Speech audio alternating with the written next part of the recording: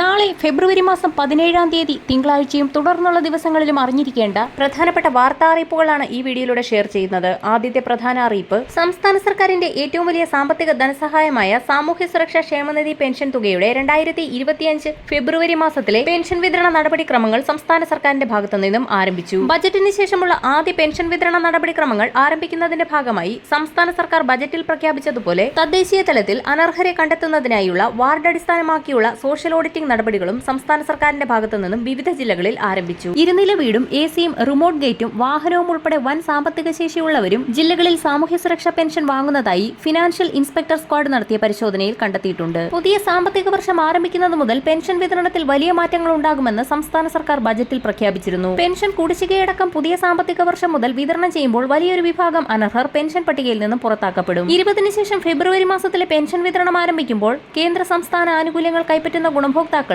PM Kisan Samman Nidhi യോജനയുടെ 19-ാം ഗഡുവായ 2000 രൂപ കൂടി എത്തിച്ചേരും. ഫെബ്രുവരി മാസം 24 മുതൽ കിസാൻ സമ്മാൻ നിധിയുടെ 2000 രൂപ വീതം ഗുണഭോക്താക്കൾക്ക് ബാങ്ക് അക്കൗണ്ടുകളിലേക്ക് എത്തിച്ചേരും. അടുത്ത പ്രധാന അറിയിപ്പ്, മുഴുവൻ സമയം പരിചരണം ആവശ്യമുള്ള കിടപ്പ് രോഗികൾ, അതോടൊപ്പം തന്നെ ശാരീരിക മാനസിക വെല്ലുവിളികൾ നേരിടുന്നവരെ ശുശ്രൂഷിക്കുന്നവർക്കുള്ള ആശ്വാസ കിരണം പദ്ധതിയിലേക്കുള്ള കുടിശ്ശിക വിതരണം ചെയ്യുന്നതിനു വേണ്ടി 10 കോടി രൂപ ഇപ്പോൾ അനുവദിച്ചതായിട്ട് ഭിന്നശേഷി വകുപ്പ് മന്ത്രി R ബിന്ദു ഇപ്പോൾ അറിയിച്ചിരിക്കുകയാണ്. പ്രതിമാസം 600 രൂപ വീതം പദ്ധതിയിൽ ഉൾപ്പെട്ട ഗുണഭോക്താക്കളുടെ ബാങ്ക് അക്കൗണ്ടുകളിലേക്ക് എത്തിച്ചേരും. 2024-25 വർഷത്തിലെ 2-ാം ഗഡുവാണ് വിതരണം ആരംഭിക്കുന്നത്.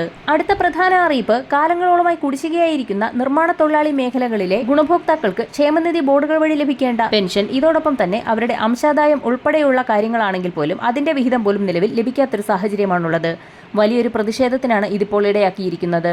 ഏകദേശം 24,000 രൂപയോളം കുടിശ്ശികയായിരിക്കുന്ന സാഹചര്യമാണ് നിലവിലുള്ളത്. ഇതിനെതിരെ ഉടൻ നടപടി ആരംഭിക്കുമെന്നുള്ള സുപ്രധാന അറിയിപ്പാണ് ഇപ്പോൾ പുറത്തു വന്നിരിക്കുന്നത്. ക്ഷേമനിധിയിൽ അംഗങ്ങൾക്ക് ലഭിക്കേണ്ട വിവിധ ആനുകൂല്യങ്ങൾ കുടിശ്ശികയായിരിക്കുന്നതും നിലവിൽ സജീവ അംഗങ്ങളായിരുന്നവരിൽ ഇപ്പോൾ വളരെയധികം അംഗങ്ങൾ കുറവായിട്ടുണ്ട് എന്നുള്ള റിപ്പോർട്ടുകൾ കൂടി പുറത്തു വന്നിരിക്കുകയാണ്. ഈ സാഹചര്യത്തിലാണ് സംസ്ഥാന സർക്കാർ ആനുകൂല്യ വിതരണം നടത്തുന്നതിനുള്ള നടപടിക്രമങ്ങൾ വേഗത്തിലാക്കിയിരിക്കുന്നത്. വരും ദിവസങ്ങളിലെ സർക്കാർ അറിയിപ്പുകൾക്കായി ചാനൽ സബ്സ്ക്രൈബ് ചെയ്യാൻ മറക്കാതിരിക്കുക.